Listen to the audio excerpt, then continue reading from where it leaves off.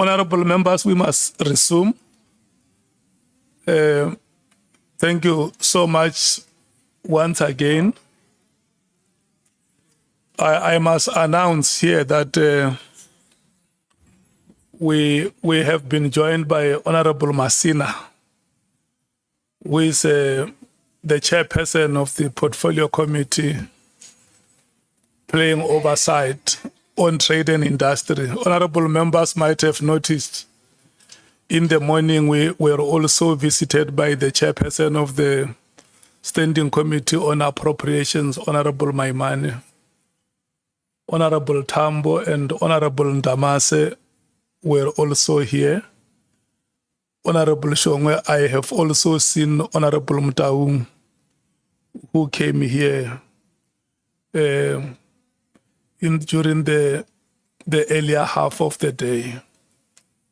We are going to proceed this way now, or maybe let me just make this further announcements that we have granted Honorable Cameron permission to leave due to a pressing matter.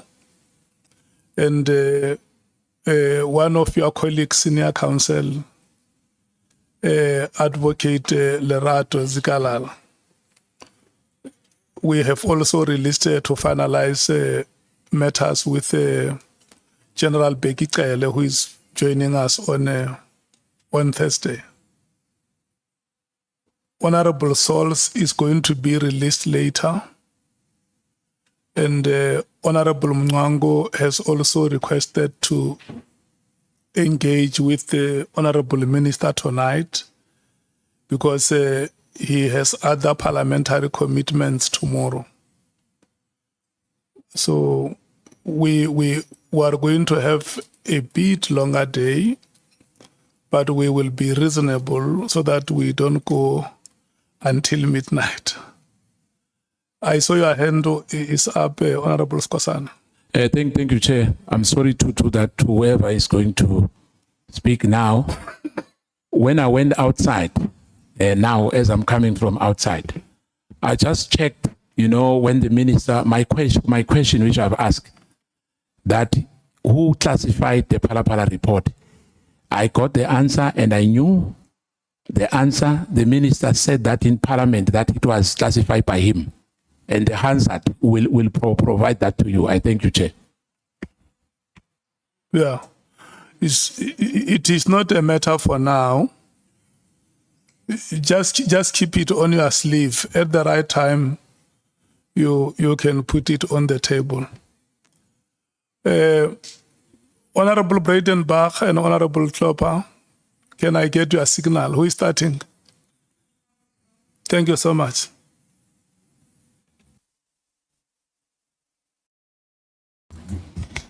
Thank you, Honourable Chairperson. And good afternoon, Honourable Minister. So, Mr. Mchunu, I'm really struggling to understand what all this fuss is about. None of this information is new. I put this to General Masemola as well. None of this is new. We've all known about corruption in the police for years, 10 years, more, 14, 15 years. We know the police are corrupt, largely. We know they're very good policemen who go to work every day and do their very best. And we're very grateful for them. But we know that there's rough corruption in the police. Everyone knows. So this is nothing new. And the things mentioned by General Makonazi at his press conference, while they're deeply concerning, are also nothing new. He packaged them in one afternoon, but they're nothing new. We've known all of that information has been around for ages. So what is this fuss about? Why the press conference? Why all of this? Can you tell me?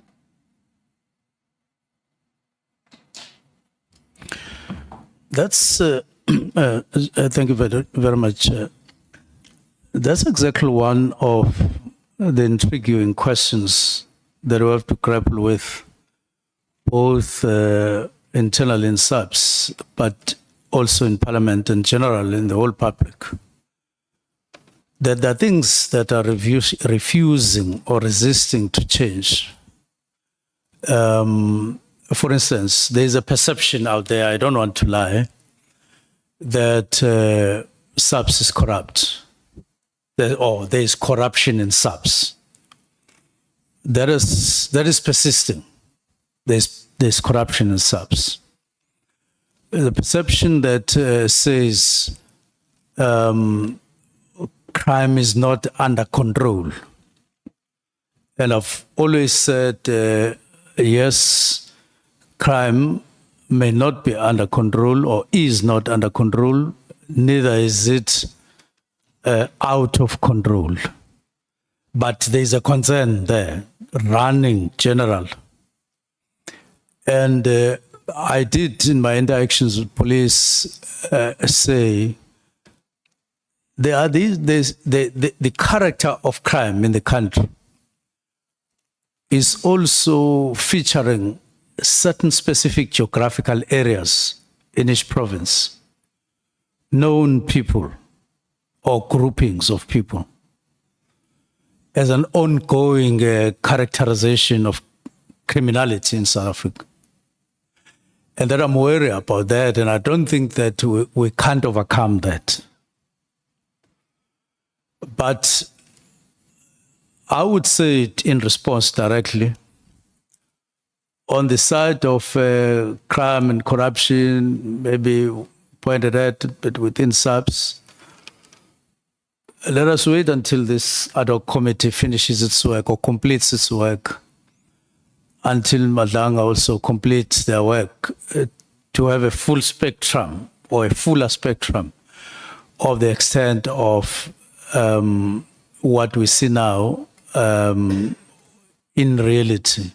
And I believe that we will see a particular extent, and we'll then be able to say, let's then apply our mind to say, what do we do with all of this in terms of extent and depth? But it's a concern. It's concerning. There's hardly a day you hear there's hardly a day that passes without you hearing of this corruption or not corruption, that omission or not, and so on. So if you are sharing a concern with me, I'm saying that I share that concern. And at some point, maybe this time around, we need to bring or minimize these concerns substantially. Otherwise, it can't be a permanent perception and a permanent feature that people have these problems and concerns around South African Police Service. Thank you, Minister. Well, you see, that's part of the problem. Part of what I'm asking you is really, why now? We've known about this for more than 10 years. I've known about it. You've known about it. Everybody in this room has known about it. And the only people who don't know about it are people who clearly live under a rock.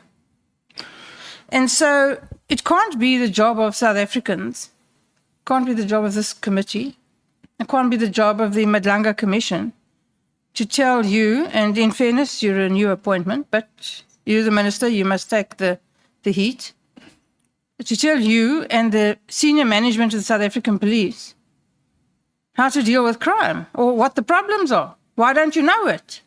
Why does your management not know it? Why is there no discipline in the South African police service? Why is crime intelligence such an inordinate, absolute mess? And why hasn't it been fixed? We wouldn't be here if this had been addressed when it should have been addressed. And why hasn't it been? That's really my question. Well, I believe that everything has its own time. Maybe we must agree as a country that it is time we all set about correcting the wrongs. Because the problem with asking an open question like that is that not only are we adults here, but we are leadership of the country or part of leadership of the country. If people get to know that we are asking what they are asking, they will lose confidence in us, and we shouldn't make it easy, and we should make it possible for people to lose confidence in us. This is Parliament, and there are other institutions. We may seemingly look like we are fighting here because there are questions and answers. But I want to believe that above it all, in the upper part of our brains, all of us here, we're concerned about our country. We want these wrongs to be corrected in a manner that is correct, so that at the end of the day, we have South African police that all of us are proud of. All of us are proud of, and I believe that it is possible. It can be done. We just need inner resolve. We need to do things differently, and I believe that part of what I tried to do up until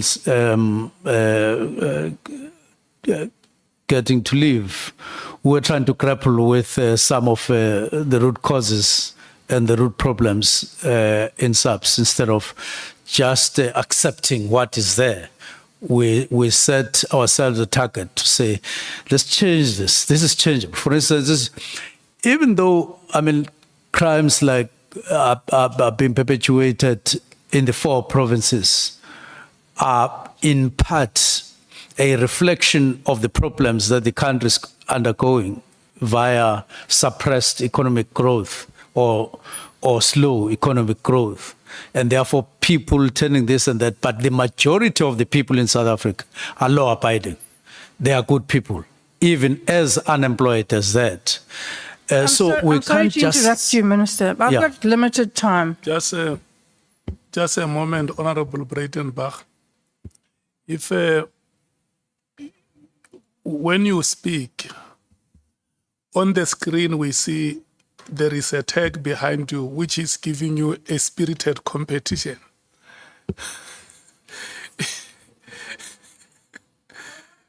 There is a tag behind you to your left.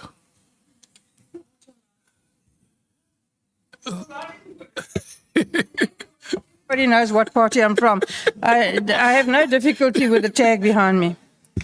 Yeah, if anyone thinks I'm from El Jamar, then they're also living under a rock. You can proceed. I just wanted to bring it to your attention, and if you are comfortable with it, I'm very comfortable. Everybody in the whole world knows I'm not from El Jamar, nor will I ever be. I'm sorry to interrupt you, Minister. I have limited time, and so I don't want to enter into a discussion with you. Maybe at another time it would be interesting, but today I want you to answer my questions, please. And I want you to do so concisely. Okay. So please listen to the question and answer the question, and only the question. We can have a discussion at another time. I'd be very happy to do that. Okay. So I want to know from you why the South African police is in the state it's in. No discipline, no authority, generally speaking. I'm not disputing that there are policemen who do their job. There are. I'm not disputing that the majority of policemen are quite likely good, honest people who go to work every day and do their best. But generally speaking, there's a serious problem with corruption in the police. There's a serious problem with a lack of discipline. There's a serious problem with lack of authority. And crime intelligence can only be described as an unmitigated mess. And I want to know why this hasn't been addressed in the last decade and a bit. I don't want to know about how we all feel. I think we all know how we all feel. And I just want to tell you that if you think most South Africans have got confidence in the South African Police Service, you're wrong. And if you think most South Africans think crime is under control, you're wrong. Well, I don't have a straight answer why it has been like this for the number of years that you're talking about. What I know and what I'm determined to do is to play my role in what I share in part or wholly with you, that there are concerning matters within SAPS and they need to be addressed, and they need to be addressed soonest without any delay. That I regard as my answer, and that it requires a lot of determination to do that. What have you done since your appointment to do it? Pardon? have you done since your appointment to achieve that? Now, the first thing, or part of what we have done, is to insist that this is an organization, and it has the trust among the people in terms of its responsibility, whether it is performed or not. But people look at it as a solution to a lot of their problems on crime. And two of the things that I believe stand out in what we've done, we felt that SAPS require a kind of a workshop that we held so that we can look at some of the conditions of work, because if people are frustrated, if people are not answered, are not responded to on this and that, they won't behave and they won't perform. We did that. And my impression was that people recognize that and they are prepared to pick up right from the systems at police stations to other things that would make them enjoy their work while they are at work in all manner of things. We then called the summit to endorse that, and we've begun to implement that since we got appointed. We have gone to districts with an insistence that a police station must be regarded as something very important. And we were on our way to doing so, because my sense was that we don't have a high regard in terms of the value of a police station, other than just generalizing. You're starting to have a discussion again. Please stick to the question. Pardon? You're starting to have a discussion again. Please stick to the question. And Yes. when you refer to we, are you referring to yourself? Are you using the royal we?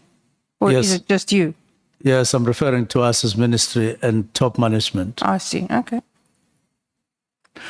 So those are some of the things that we have started doing and emphasizing that let's do the work, let's make sure that all the units are able to do their work, and then we restructure. We're in the process of restructure. I was quite happy with the outcome of our engagement. Like I said, the creation of a new division, like I said, the implementation of the new structure was promising to me, because those were practical things that you realize, if implemented, would be able to deal with some of the problems that we have. Because at the center of everything is when people feel safer and safer, instead of them feeling more and more vulnerable, which I believe was a trend that we needed to cut. You said earlier today that you have the telephone number of Mr. Brown Mkhotsi on your telephone. That I have the cell phone number, yes. Why? It's because I've known him from 2017, and I've been using that number. Why have you known him since 2017? And what do you use the number for? Why didn't I? Why have you known him since 2017? And what do you use the number for? No, we're just talking. About what? Look, let me explain, Brown Mkhotsi. To me, there are more and more things that are coming out that I didn't know about Brown Mkhotsi. I knew him just like I got to know you. Nothing else. Just know you as a member of parliament. Then we go on. And then in the course of time, especially recently, I got to know things that I never got to know when there were no current problems. And which then put that question to say, so why would Brown say he's at Lusisi with me and create that impression when it's not? Why would he take a posture that whatever he says to other third parties, it is because he has had a discussion with me and so on? Minister, that's not what I asked you. You must please listen more carefully to the questions, and it will get done so much more quickly. I asked, what do you talk to him about? Why do you need to use his cell phone number? Not about what he says about you. I'm not interested in what he says about you. That is part of my answer. That's part of my answer. But I can go on to say we speak about ANC-related matters with him. But I know he likes throwing a lot of other things that have nothing to do with the ANC. That's when I normally don't answer him, or all the time don't answer him. Okay. And you communicate with him on Signal, you said, amongst other things. WhatsApp and Signal. That I do what? You communicate with him on WhatsApp and Signal, you said. Yes, because he said he has it and I have it. Yes. So normally people communicate on Signal when they want to be sure that nobody else can read their correspondence. So what are you talking to him about that you're trying to hide? Same matters. There's nothing more. So this issue between General Mkhwanazi and yourself and Masemola and Sabia, this is just a factional battle in the South African Police Service. Is that what we must accept? So a battle for power. The head of the Hawks position is becoming available, or is available. Masemola is due to retire soon. Is this a factional battle? Have we been called here to sit here for days and hours on end to deal with a factional battle in the South African police? Well, what has happened, which I know, is that when I issued directives, my view is that General Mkhwanazi took a personal stand against what I did for his own reasons.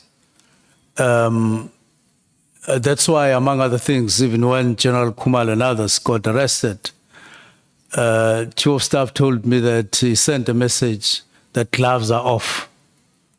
As far as I'm concerned, the earlier response to what I'd done was personal, very, very personal. He took matters personal rather than as a police officer who would then engage openly.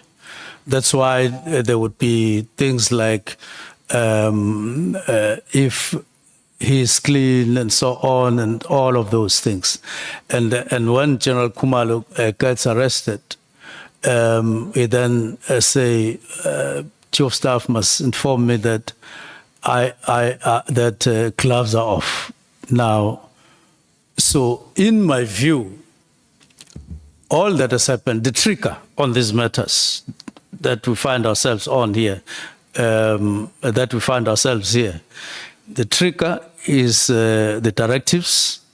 That's the first trigger. The second trigger is the arrest, where General Mkhwanazi kind of take a personal posture into matters of subs, which are not necessarily his personal, is part of that.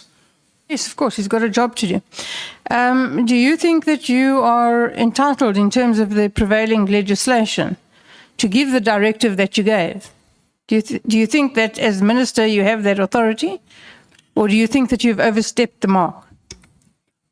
I have not exceeded the mark. I would not have done that if I ever thought that I would be operating or maybe operating outside legislation. I have never done so in the past. All my portfolios that I got deployed to. It's fine, you've answered the question. Yes. Thank you. Did you discuss issuing this directive with Advocate Pikoli? Yes, I did discuss with him. I didn't discuss him that I intend to. I said, here is the letter. This is what is contained here. Please comment. And he did comment. And then I proceeded. What was his comment? Well, his response was to correct certain matters. I can't remember this and that, but generally part of the comment was that you are within the law, you are within the Constitution. It did make that comment. Fine. Now, General Masemola has taken exception to your directive. He ostensibly gives effect to it, but in fact, as you call it, the National Political Killings Task Team is still functioning, according to General Masemola. So he has, in fact, disobeyed you. I can't get your question clearly.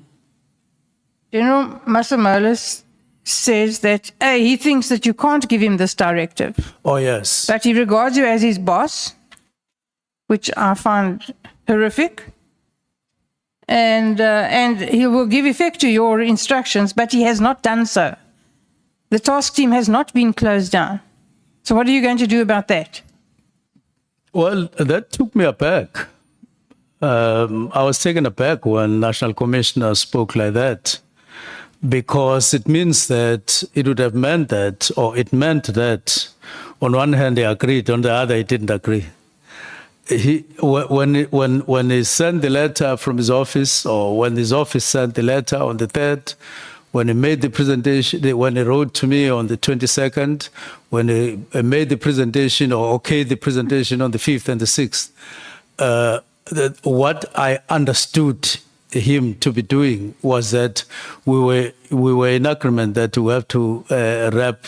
I had no other hidden side of feeling that, in fact, he was not, we were not together on the matter. He had not done that before. The question, Minister, was what are you going to do about it? This other long story is interesting, but it's inappropriate. What are you going to do about it? Well, I'm on leave at the moment. And the country is faced with what they regard as a national crisis. We're sitting here day in and day out, and you're on leave. The minister's on leave, and that's more important. I didn't impose leave on myself. I am on leave. That is the fact of the matter. Are you on special leave? Yes, I'm on special leave. Thank you for that. I see. So the hopes that we have of getting somewhere with this whole debacle, it's clear that we're not going to get anywhere with it. That? We're not going to get anywhere. The police are not going to be fixed. You're on leave. Masemola is on leave. Sabia is on suspension. Everyone's on leave or on holiday or suspended. And nothing's going to happen. And what must we do with all of this? The top structure of South African police are either on leave or in bed. If I had my way, I wouldn't be on leave. I wouldn't even be here doing what I'm doing. I would be proceeding with the work that we're expected to do in subs so that people feel safer.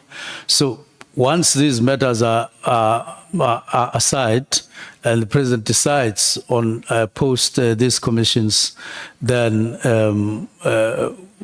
we are quiet at the moment, and things are not the way they should be, like being on leave and so on.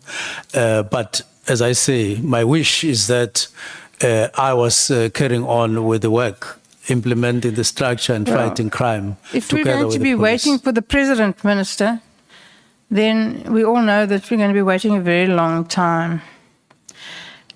But you talk about people feeling safe. I just want to tell you that this afternoon, there was a mass shooting in Westbury in Johannesburg. 2 people are dead, and many children were injured, some of them critically. Nobody feels safe. And how does that make you feel? It's a sad matter to get those news. And in police in South Africa, together with ministry, I know that you grapple with issues on your conscience that had you done this, possibly this would not have happened. And it haunts you all the time. And therefore, I feel sorry and sad for what you are putting across. But the main thing is the sooner we get over this, the better. And there are more other ugly incidents that have happened as well. And all of them, those that are said, we feel they are a letdown to the country. Let me tell you what I think the problem is with the police, Minister, and then you can comment on it. When General Masemola was here, he is the only general in the South African Police Service. Everybody else is a Major General, Lieutenant General. He's the only general in the South African Police Service. He's the head of the South African Police Service.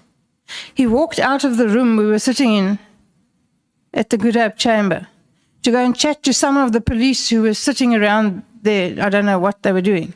There seemed to be an inordinate amount of police sitting around not knowing what they're doing while everyone is here.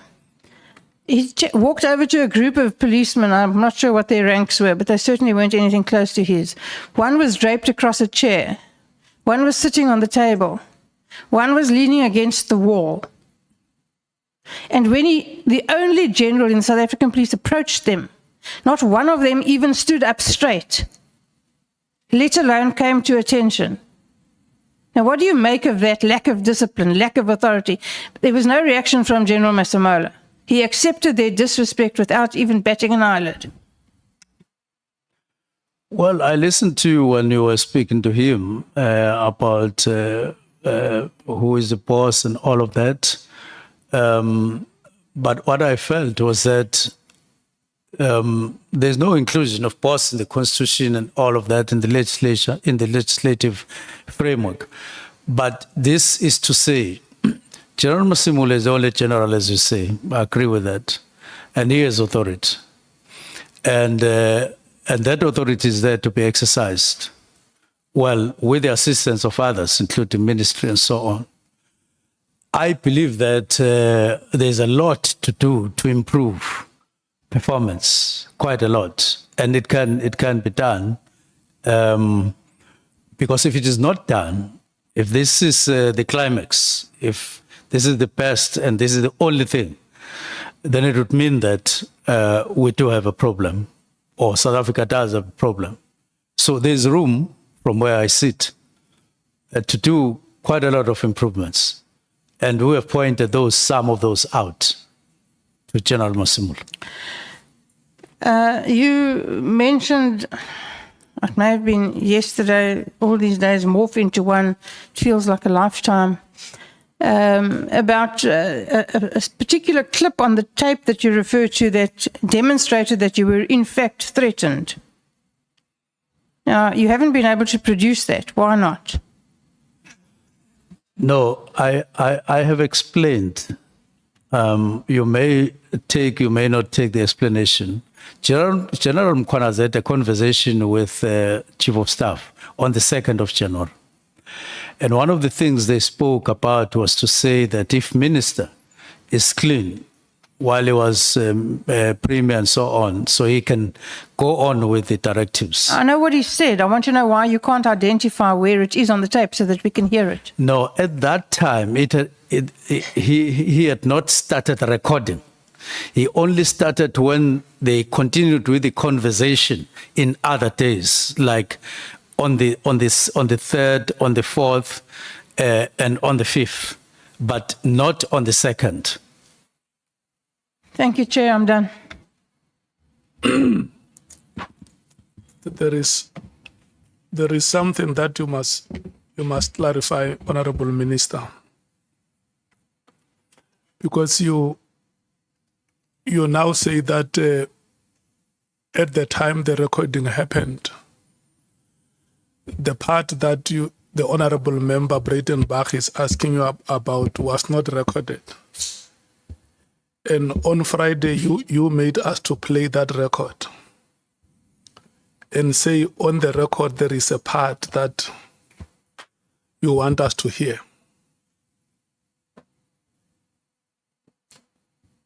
Which statement do we take? Do we go back to our statement that the extract that you wanted us to hear is not there? Can we just bury it like that to say the extract that you wanted us to hear is not there, so that we stop making reference to this evidence which has not appeared before us? Can we just bury it that way? Yeah, it is not there. Thank you so much.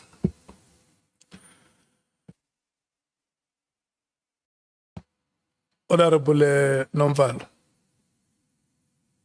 No, just a follow-up question, Chair, on that question that we have just asked. When did the minister learn that it's not there? When did he learn that the part that we advised him to bring today is not there? Did you learn after you made a promise to the committee that you will bring it. And if you learned after, does that mean you were misled?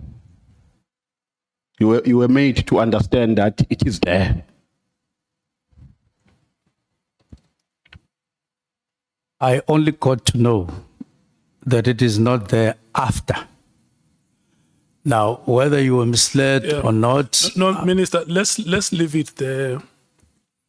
The extract in question, if there was an intention that it must form part of the documents presented or the materials presented before the committee, unfortunately, it cannot be because it is not available. And in this way, I think, like it's your statement that let's bury the matter. That evidence is not before the committee. Is that adequate? Chair, I would say now it is adequate and it will come. Somebody will ask a question and I'll need to explain, as I did last time, that that evidence is not there except in reference. Thank you. That's sir. all. Yeah. I see Honorable Malema, Honorable Sangweni, do you still want to speak? Let me take Honorable Malema and then you will be the last Honorable Sangweni. No, Chair. We have to close it properly if you are saying we're going to close this part. The minister either must accept that he was misleading the House or he honestly thought that thing was there. That's why he committed that in the next, I'm the one who said, in the next meeting, just come with that part. And he said, no problem, we'll come with it. But how do you say you will come with a part you never had? Because he was making us to play something he never had. So had we not insisted on that part being brought, this House would have been misled. Either he was doing it deliberately, and if he was not doing it deliberately, he has to apologize to the people of South Africa, who sat in anticipation that a minister who has taken an oath, and even not just an oath, also took an oath in this House to tell nothing else but the truth. If he made a mistake, he must say to the people of South Africa, I apologize. I made an error of judgment. It's not there. This issue is not there. Unless he was deliberately misleading us. But if you have made an honest mistake, you have to apologize. And I insist that he has to apologize if he made an honest mistake. People have left what they were doing, waiting to come and hear a part where a general is threatening a minister. That's not a serious, it's not a simple allegation to be made and just leave it like that. That allegation was made. Now there is an acceptance. There is no evidence to that effect. I was actually misled, and I therefore apologize. That is what we insist on, Honorable Chair, for this matter to be closed. Thank you, Honorable Sangweni. Thank you very much, Chairperson. I think mine was going to be to seek clarity from the Minister on what is not there. So is it the recording that the Minister says is not there, or is it the threat that the Minister says is not there? And Chair, I'm asking this because I don't want us to leave here with an impression that the Minister has withdrawn his testimony that General Mkhwanazi threatened him, if that is not what the Minister is doing. So if we can just separate the two things. And then secondly, I also want us to be consistent, Chair. There's a lot of things that people came here and they have said, and we did not demand evidence of it in recordings or any other format. Now, the unfortunate part is that the Minister volunteered a recording, which is now the issue. We've been listening to people talking about Tupac songs and sending this and sending that, and we never demanded recordings of those issues. So I want us to be fair to the Minister. Now, if we can get clarity, that is the Minister withdrawing his testimony that he was threatened by General Mkhwanazi, which is different from the recording is not there.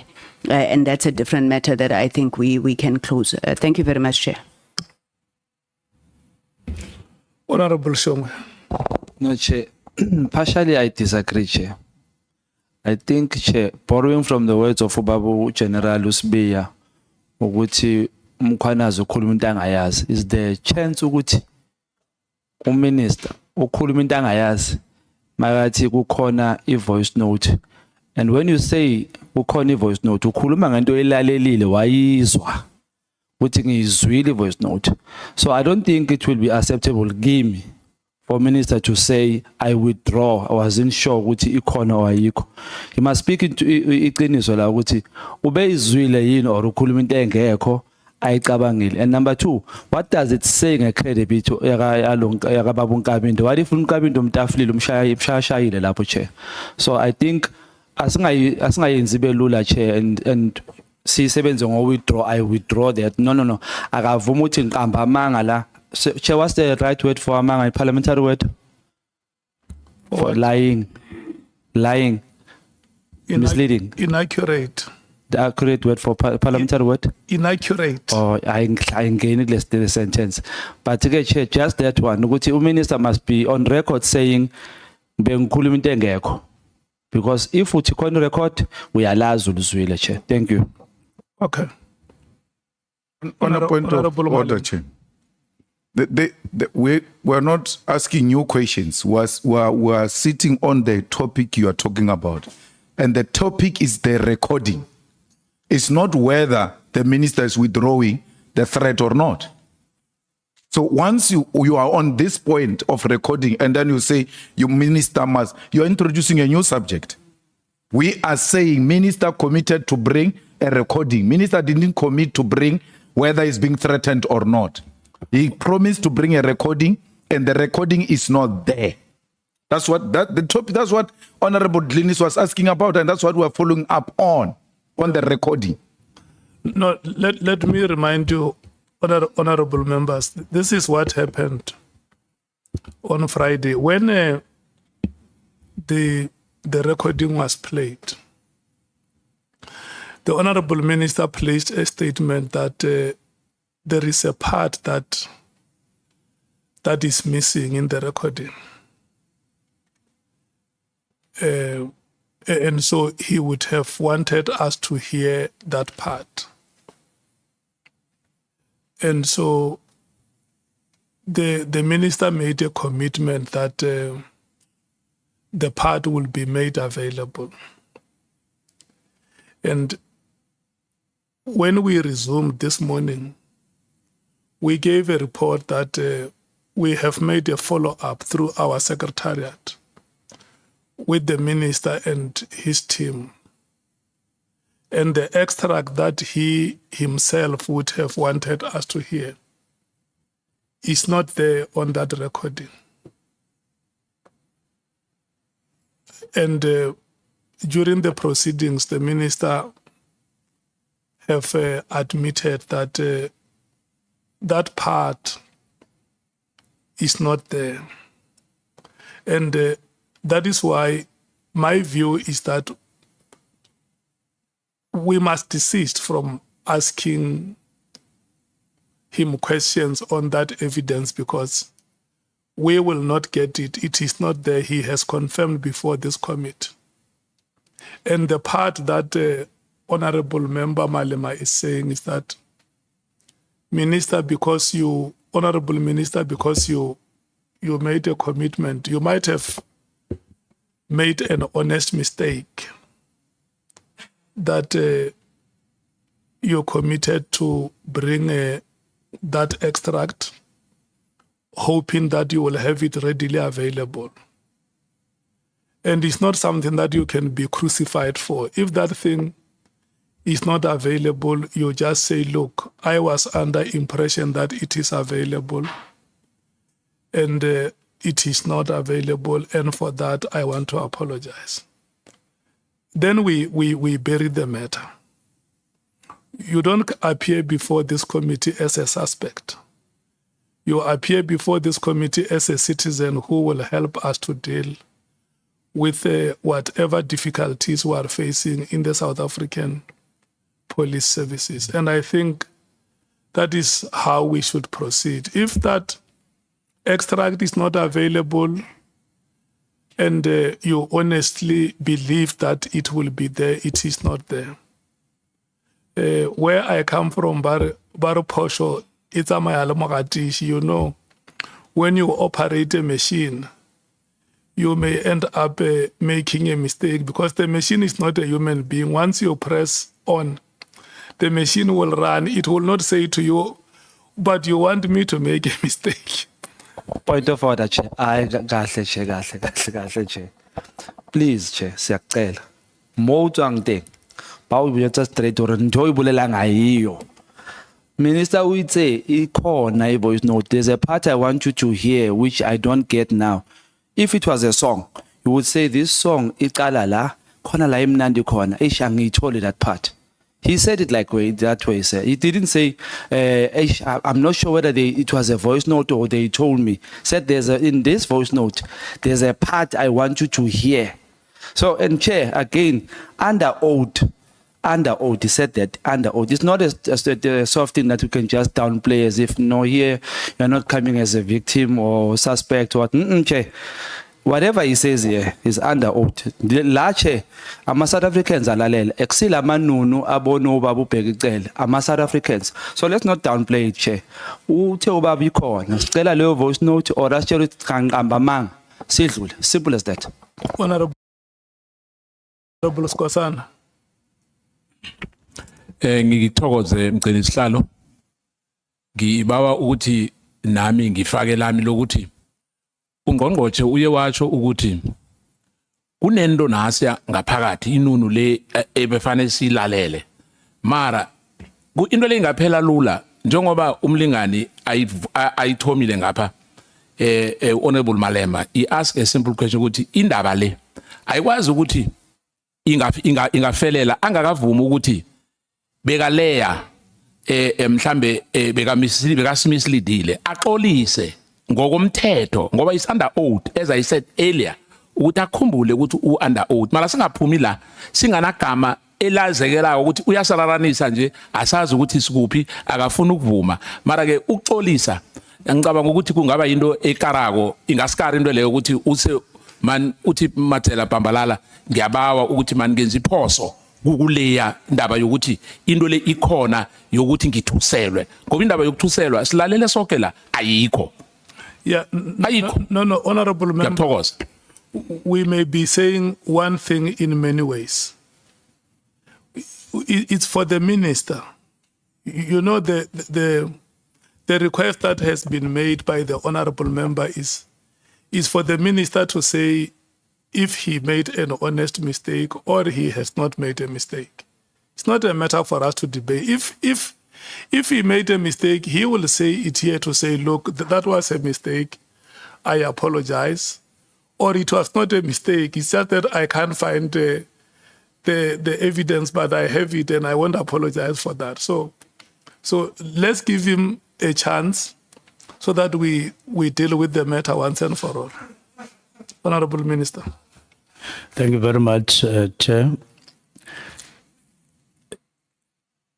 I believe I made an honest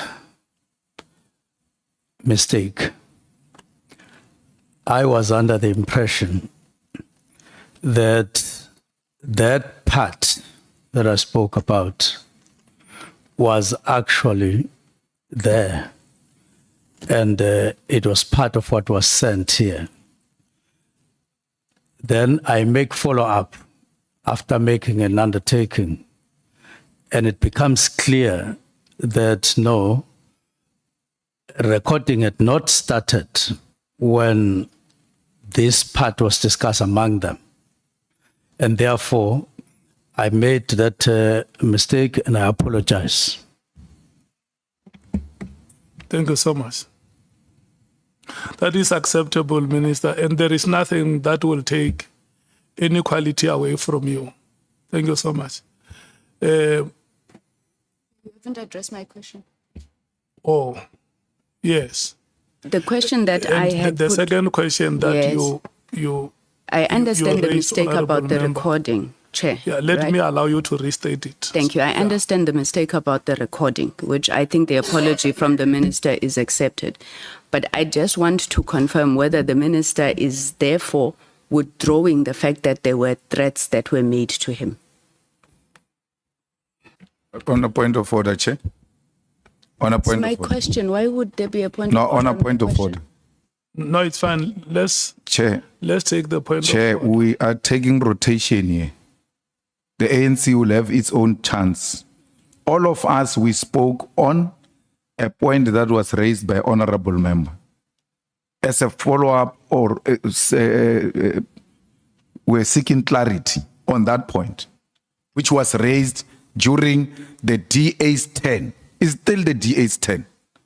So when you now leave the DA's question and come up with something else, you are allocating ANC an extra time on this question. They are still going to have chance to ask questions. No, I'm going back to the DA. No, Chair, but Honorable Malema is out of order. He's been seeking clarity. no. I'm seeking clarity. Honorable On the same matter. Honorable Sangun, let's do it this way. You have asked a question, isn't it? And we must give the minister a chance to respond to the question. That point of order, honorable member, is not sustained. Minister, did you hear the question? The two questions are based on the recording.